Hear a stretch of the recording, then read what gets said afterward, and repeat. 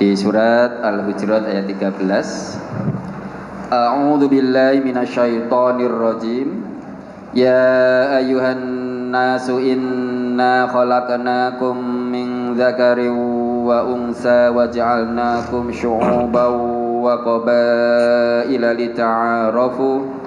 Inna akramakum 'indallahi atqakum. Innallaha 'alimun khabir. Hai manusia, sesungguhnya kami menciptakan kamu dari seorang laki-laki dan seorang perempuan, dan menjadikan kamu berbangsa-bangsa dan bersuku-suku supaya kamu saling kenal mengenal. Sesungguhnya orang yang paling mulia di antara kamu di sisi Allah ialah orang yang paling bertakwa di antara kamu. Sesungguhnya Allah Maha Mengetahui lagi Maha Mengenal.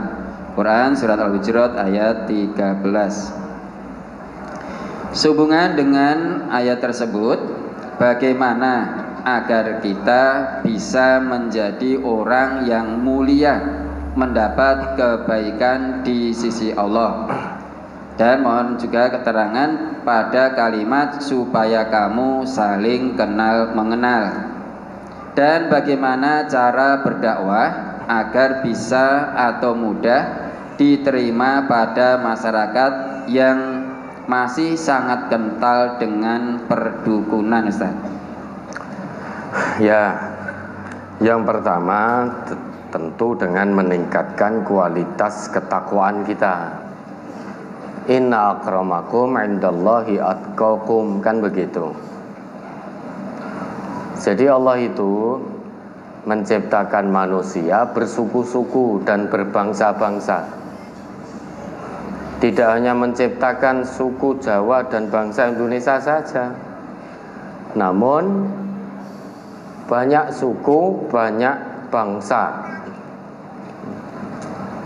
Nah, semua ini diciptakan oleh Allah untuk saling mengenal sama-sama menjadi manusia.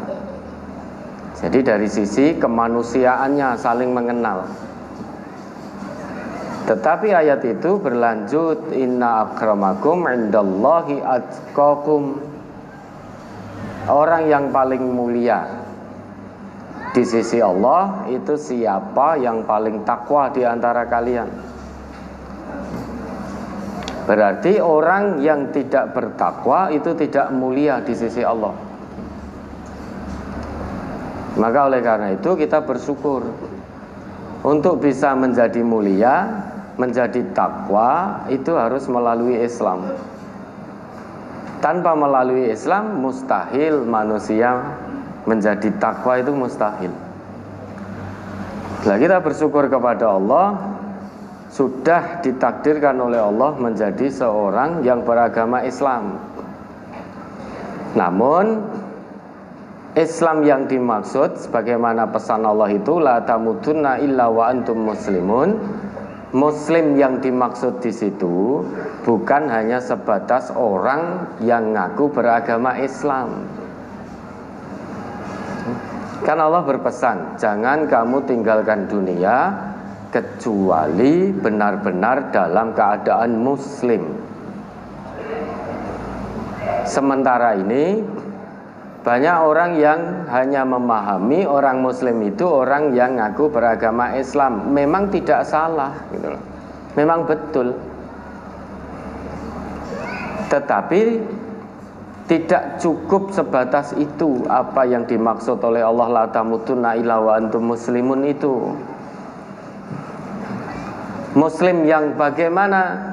Tentu muslim yang masuk dalam aturan Islam, disiplin Islam secara kafah.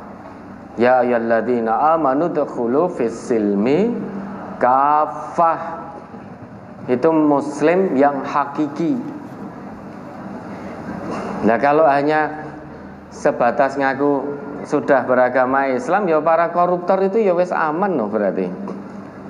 Kan banyak yang ngaku Islam. Yang ada di lokalisasi itu ya aman, kan sudah ngaku Islam. Apakah Islam hanya cukup pengakuan? Ternyata tidak. Islam itu butuh pembuktian. Butuh pembuktian dengan amal soleh. Maka rumus Al-Quran itu kan iman plus amal soleh sama dengan takwa. Orang Islam, orang ngaku beriman pada Allah, dia menjadi orang Islam. Tetapi pengakuan Islam, pengakuan imannya harus dibuktikan dengan mengusahakan kebaikan. Kebaikan yang diusahakan itu menjadi tanda bukti yang konkret keislaman seseorang. Bahkan ada dalam salah satu ayat Allah, Al-An'am ayat 158 itu, orang yang sudah ngaku iman saja, kalau dia belum mengusahakan kebaikan dalam keimanannya, maka imannya la yanfa' di hari akhir nanti. Coba diingat kembali itu, Al-An'am 158. Surat Al-An'am surat ke-6 ayat 158. Hal yanzuruna illa an ta'tiyahumul malaikatu aw ya'tiya rabbuka aw ya'tiya ba'du ayati rabbik yauma ya'ti ba'du ayati rabbika la yanfa'u nafsan imanuha lam takun amanat min qablu aw kasabat fi imaniha khairan qul intadhiru inna muntazirun. Yang mereka nanti-nanti tidak lain hanyalah kedatangan malaikat kepada mereka untuk mencabut nyawa mereka, atau kedatangan siksa Tuhanmu, atau kedatangan beberapa ayat Tuhanmu. Pada hari datangnya beberapa ayat dari Tuhanmu, tidaklah bermanfaat lagi iman seseorang bagi dirinya sendiri yang belum beriman sebelum itu, atau dia belum mengusahakan kebaikan dalam masa imannya. Katakanlah, tunggulah olehmu, sesungguhnya kami pun menunggu pula. Ya tak? Jadi semua manusia di seluruh penjuru bumi ini hakikatnya sama-sama menunggu. Menunggu apa? Menunggu dicabut nyawanya, baik yang ngaku iman maupun yang tidak beriman kepada Allah. Saat ini semuanya sedang menunggu kapan Allah akan cabut nyawa kita. Dan semuanya juga menunggu kedatangan hari kiamat. Ayat ini berbicara tentang tanda-tanda hari kiamat. Jika nanti tanda-tanda hari kiamat besar itu sudah tampak seperti tulu'u syamsi min maghribiha, seperti terbitnya matahari dari barat, kata Nabi, wa ra'ahan nas amanu ajma'un. Ketika manusia nanti melihat matahari terbit dari barat, mereka semua akan beriman. Tetapi kata Allah apa? La yanfa'u nafsan imanuha lam takun amanat min qabl.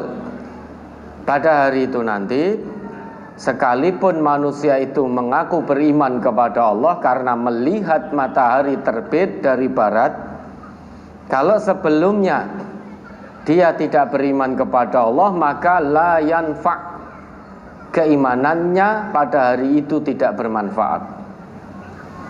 Atau dia sudah ngaku iman, sudah ngaku Islam, namun tidak mau mengusahakan kebaikan dalam Islamnya dengan cara masuk ke dalam aturan Islam secara kafah. Maka saat nanti orang yang ngaku iman tapi belum melaksanakan kebaikan, belum masuk ke dalam aturan Islam secara kafah, pada saat dia melihat matahari terbit dari barat, maka keimanannya juga la yanfa. Au kasabat fi imaniha khaira. Jadi tidak akan bermanfaat iman seseorang, ini sudah ngaku iman. Namun jika belum mengusahakan kebaikan dalam keimanannya, dalam arti masih setengah-setengah, belum kafah dalam menjalankan Islam ini. Jadi kalau ayat-ayat dan hadis yang cocok dengan perilakunya dia mau, ya. Kalau tidak cocok dengan keinginannya dia buang ayat dan hadisnya, maka kata Allah ini juga la yanfa. Lah bagaimana biar kita menjadi mulia? Maka mari ikuti keislaman kita, keimanan kita dengan amal soleh. Maka iman plus amal soleh sama dengan takwa. Sudah, hanya hamba-hamba Allah yang bertakwa yang mulia di sisinya. Bukankah surga yang luasnya seluas langit dan bumi oleh Allah hanya disediakan bagi hambanya yang bertakwa? Uiddat lil muttaqin. Dan alhamdulillah kita diberi kesempatan oleh Allah sampai hari ini setidaknya untuk bisa meraih ketakwaan. Manusia-manusia di luar Islam sudah tidak ada kesempatan menjadi hamba Allah yang bertakwa, karena untuk bertakwa itu harus melalui Islam. Maka salah satu cara mendapatkan kemuliaan di sisi Allah yang bisa kita lakukan, kata Allah, semua kemuliaan itu milik Allah. Maka apa yang harus dilakukan? Quran surat Fatir ayat 10, surat 35 ayat 10.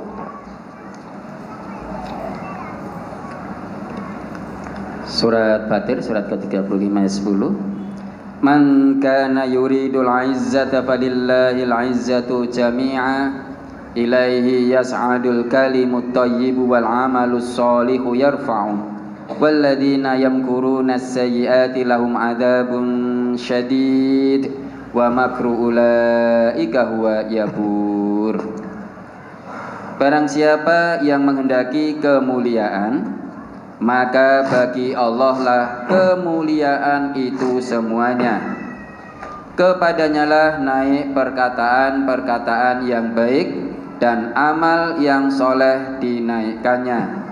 Dan orang-orang yang merencanakan kejahatan, bagi mereka azab yang keras, dan rencana jahat mereka akan hancur. Jadi kalau ingin kemuliaan di sisi Allah pasti dengan amal soleh. Bapak Ibu bisa cek dalam Quran, dalam hadis. Kalau ingin mulia di sisi Allah, mendambakan status takwa dari Allah, pasti dengan amal soleh. Termasuk dalam ayat ini, man kana yuridul izzah, man, siapapun. Siapapun, bisa laki, bisa perempuan, bisa tua, bisa muda, bisa remaja.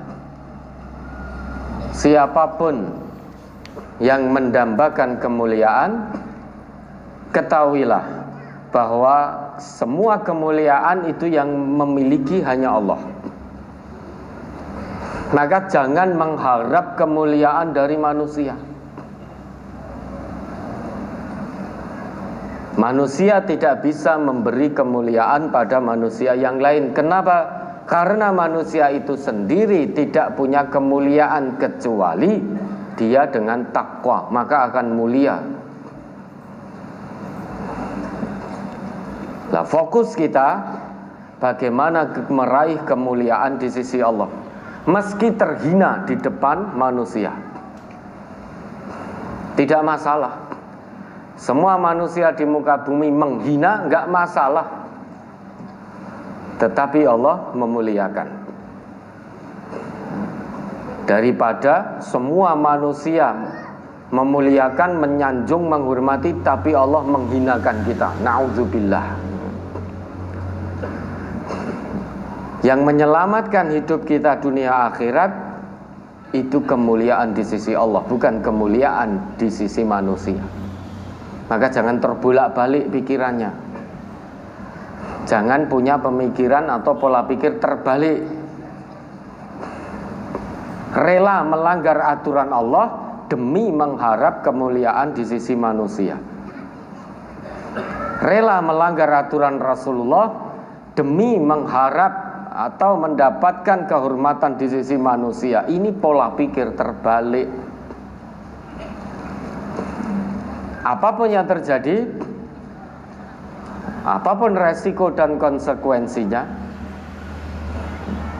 jangan pernah melepas identitas muslim kita. Sekalipun terkadang resikonya menyakitkan, bahkan mungkin nyawa melayang untuk mempertahankan identitas muslim.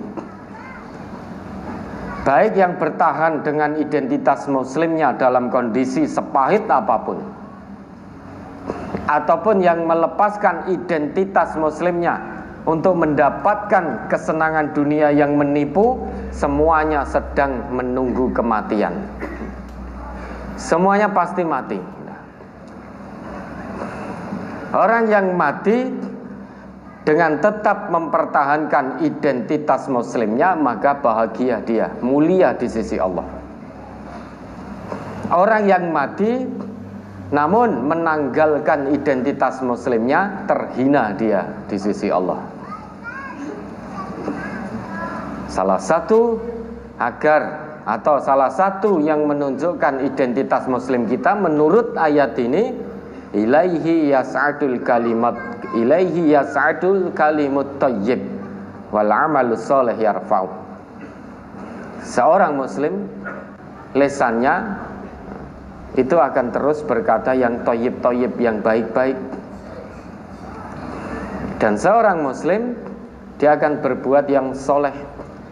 Maka ucapan yang keluar dari seorang muslim itu harus bernilai amal soleh. Satu kata yang keluar dari lisan seorang muslim itu harus mengandung nilai-nilai kesolihan, nilai-nilai kemuslihan. Karena itu yang akan sampai kepada Allah. Kalau ada muslim menjatuhkan kehormatan muslim lain, maka itu bukan amal soleh, tapi amal toleh. Bedanya sod dengan to, satu huruf. Nah, maka kalau mendambakan kemuliaan di sisi Allah, latih lisan untuk berkata baik kepada siapapun.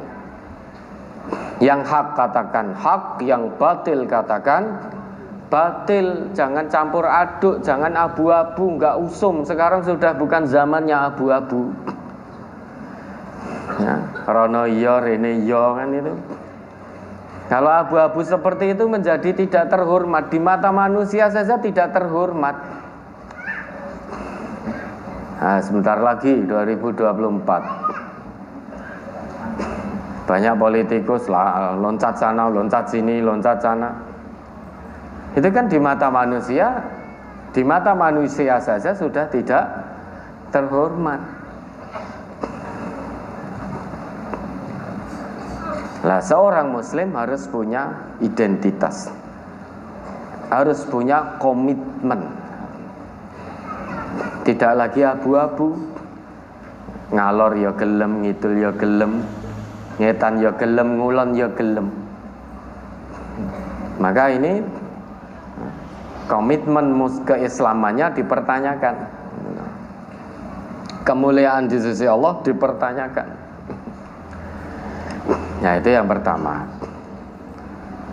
Kemudian yang kedua, berdakwah agar diterima di tengah-tengah masyarakat yang masih kental dengan perdukunannya. Bukan lantas dengan langsung datang dukune itu lagi enek nasabah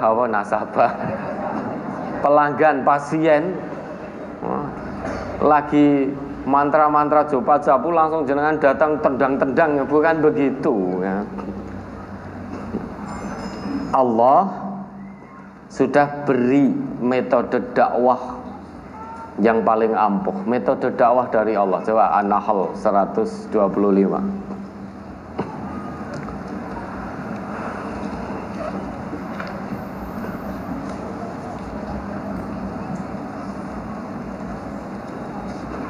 Surat ke-16. Surat An-Nahl surat ke-16 ayat 125. Ud'u ila sabili rabbika bil hikmati wal mau'izatil hasanati wajadilhum billati hiya ahsan inna rabbaka huwa a'lamu biman dhalla an sabilihi wa huwa a'lamu bil muhtadin. Serulah manusia kepada jalan Tuhanmu dengan hikmah dan pelajaran yang baik, dan bantahlah mereka dengan cara yang baik. Sesungguhnya Tuhanmu dialah yang lebih mengetahui tentang siapa yang tersesat dari jalannya, dan dialah yang lebih mengetahui orang-orang yang mendapat petunjuk. Nah, ada notnya tidak?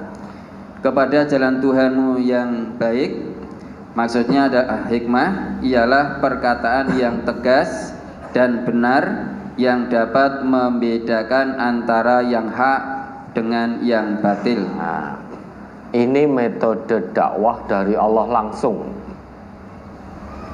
Seru manusia kepada jalan Tuhanmu dengan hikmah, perkataan yang tegas, bukan perkataan yang samar-samar, tapi tegas. Yang hak katakan hak, yang batil katakan batil. Itu hikmah. Mau'idhah hasanah dengan kalimat-kalimat yang menghunjam jiwa, menyentuh fitrah keimanan dan ketakwaannya, menyentuh fitrah kemanusiaannya. Jadi dengan kalimat-kalimat yang benar-benar masuk ke dalam jiwanya. Itu mau'idhah hasanah. Wajadilhum billati hiya ahsan. Dakwah dengan cara yang terbaik. Datangi 4 mata. Jangan di tengah orang banyak diduting-duting lho dukun iki. Ah, bukan begitu caranya. Tapi datang 4 mata dari hati ke hati. Karena sudah mendarah daging perdukunannya, maka tidak bisa dirubah sa'naliko.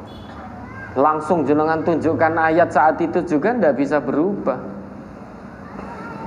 Maka terus dakwah dilancarkan dengan cara yang santun.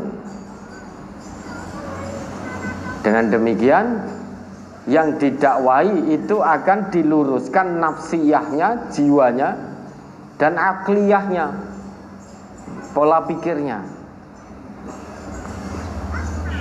Dan sebaik-baik dakwah itu dengan menyuarakan Al-Quran dan As-Sunnah. Yang lain tidak baik. Dakwah terbaik itu dengan menyuarakan Al-Quran dan As-Sunnah. Fussilat ayat 33. Quran surat 41 ayat 33. Wa man ahsanu qawlan mimman da'a ilallahi wa amila sholiha wa qala innani minal muslimin. Kita ditantang oleh Allah. Tantangan ini berlaku sampai hari kiamat. Wa man ahsanu qawlan. Siapakah yang lebih baik perkataannya? Mimman da'a ilallah. Daripada perkataan orang yang selalu menyeru manusia kepada Allah, kepada agama Allah. Wa amila sholiha. Dan orang yang selalu menyeru manusia dan dirinya sendiri kepada amal soleh. Wa qala innani minal muslimin. Dan orang yang senantiasa menunjukkan identitas muslimnya. Wa qala innani minal muslimin bukan berarti hanya cukup ngaku aku orang Islam, bukan hanya itu. Faqala innani minal muslimin, itu maksudnya siapakah yang lebih baik daripada orang yang terus mempertahankan identitas muslimnya dalam kondisi bagaimanapun juga dia tetap menjaga identitas keislamannya. Meski mendapat tekanan dari pimpinan pekerjaan, ancamannya PHK, ancamannya pecat, ancamannya potong gaji, namun dia tetap tidak mau untuk menggadaikan keimanannya dengan perintah pimpinan tempat dia kerja yang menyimpang dari nilai-nilai Islam. Meski resikonya dipecat. Misalkan menjelang hari besar atau hari raya agama lain, kita bekerja disuruh memakai simbolitas mereka. Kalau tidak mau, pecat. Ternyata banyak juga orang yang ngaku Islam mau memakai simbolitas mereka hanya gara-gara takut dipecat. Hilang identitas Islamnya, luntur identitas Islamnya. Itu contoh kecil. Atau korupsi berjamaah, nih ikut tanda tangan, nek ora tanda tangan kok disingkirke, dipecat dan lain sebagainya. Akhirnya demi kesenangan dunia, rupiah yang tidak seberapa, ikut tanda tangan, hilang identitas muslimnya, ikut sogok suap dan lain sebagainya. Kondisi saat ini seringkali kita alami.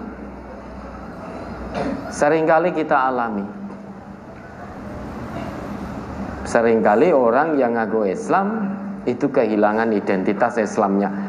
Maka tantangan dari Allah ini berlaku sampai akhir zaman. Siapa yang lebih baik daripada perkataan orang yang mengajak kepada Allah, orang yang mengajak dirinya dan orang lain untuk beramal soleh, dan orang yang senantiasa menunjukkan, mempertahankan identitas muslimnya. Siapa yang lebih baik dari mereka? Maka panjenengan kalau mau berdakwah, dakwah ini dengan keteladanan. Jenengan mau berdakwah tetapi ucapan dan perilaku panjenengan menyimpang dari apa yang jenengan dakwahkan, maka ya tidak berhasil dakwah itu. Dakwah itu dengan keteladanan. Namun bukan berarti sesuatu amal soleh yang belum kita lakukan kok kita terus dilarang tidak boleh menyampaikan ayat dan hadisnya. Bukan. Tetap sampaikan ya. Kemudian sesudah itu kalau memang kita belum menjalankan, segera paksa diri untuk mengikuti kebaikan itu. Dan jenengan mau dakwah di dukun, mau mendakwai dukun, jenengan sendiri masih kadang sering ke dukun, ya nggak masuk. Joko sembung nggak nyambung. Maka mulai dari diri sendiri. Kemudian dakwah dengan kelemah lembutan, dengan kesantunan. Lemah lembut santun ini bukan berarti ingah-ingih, bukan. Lemah lembut santun namun penuh dengan ketegasan. Dakwah dengan kalimat-kalimat santun namun tegas, yang disampaikan ayat-ayat Al-Quran, hadis-hadis Nabi yang sahih. Kalau kita dakwah dengan kalimat yang kasar, yang disampaikan itu adalah kebenaran ayat Al-Quran, kebenaran hadis Nabi yang sahih, tapi penyampaiannya dengan kalimat yang kasar, misuh-misuh misalkan, maka kebenaran agama tidak akan masuk ke dalam hati orang yang kita dakwai. Yang akan diterima, lho iki piye ustaz tok misuh-misuh, nah gitu. Yang akan masuk itunya dulu, lah ustaz kok misuh-misuh. Mau balik kok miso-miso. Tinggalkan dukun, dukun ini kemusyrikan. Wah, ndak mau. Dukunnya ndak mau. Terus nuwun sewu, misalkan ya, misalkan. Oh, kalbu nih, misalkan, saya nggak mentolo dalam bahasa Indonesianya. Dikandani ngeyel lah. Itu berarti akan merugikan dakwah. Loh, dakwah kok misuh-misuh. Maka sampaikan dengan penuh kesantunan. Itu yang kedua. Andai kata diterima kebaikannya pada yang menerima dakwah itu, yang penting jenengan sudah menunjukkan pada kebenaran, ada pahala di sisi Allah. Perkara tidak diterima, dulu dakwah Nabi pun tidak semuanya menerima. Itu Rasulullah. Maka jangan sakit hati, jangan sedih kalau dakwah tidak diterima. Rasulullah pun ketika beliau berdakwah, pamannya sendiri tidak menerima dakwah beliau. Bahkan ada yang menjadi musuh yang sangat bengis, sangat keji, padahal pamannya sendiri. Dan jenengan harus siap mendakwakan kebenaran Al-Quran, kebenaran As-Sunnah, siap dikata-katai orang, difitnah orang, dicaci maki orang, dan lain sebagainya, Dulu Rasulullah pun juga demikian. Dari Al-Amin, kemudian mendakwakan kebenaran agama Allah, berubah menjadi syairum majnun, penyair gila, sahirum majnun, penyihir gila, majnun, orang gila, dan seterusnya dan seterusnya. Memang sudah sejak dulu orang yang menyampaikan atau pendakwah kebenaran Quran dan Sunnah sudah sejak dulu itu akan menjadi minoritas, dan pasti akan dikata-katai, dicaci maki. Nah, mungkin konteks bahasa sekarang dianggap sok suci, dianggap sesat, dikatakan menungso totonane angel, kan gitu. Ya ora apa-apa menungso totonane angel, nek kon manut tatananmu ya moh, kan itu. Kita angel karena manut tatanan manusia yang tidak bersumber dari Quran dan Sunnah. Maka kita tidak mau ditoto mung sak-sak itu nggak mau. Karena apa? Kemuliaan hanya ada pada sisi Allah. Seseorang mulia itu kalau sesuai dengan petunjuk dan tuntunan Allah serta Rasulnya, maka akan mulia. Lenek mung tatanan menurut perkiraanmu ya moh no. Oh, kayak menungso totonane angel ora apa-apa, kan itu. Malah engko tambah angel sisan, kan itu. Yang penting itu perintah Allah kita taat, perintah Rasul kita taat. Kalau perintahmu ya tunggu dulu. Perintahmu menyimpang enggak dari Quran, dari Sunnah. Kalau menyimpang, ya mohon maaf kata Nabi, la ta'ah li makhlukin fi ma'siyatillah. Tidak ada ketaatan pada makhluk dalam bermaksiat kepada Allah. Ya, kemudian yang ketiga apa tadi? Sudah tadi. Sudah semua? Sudah. Ada lagi? Berikutnya halaman 3, Ustaz.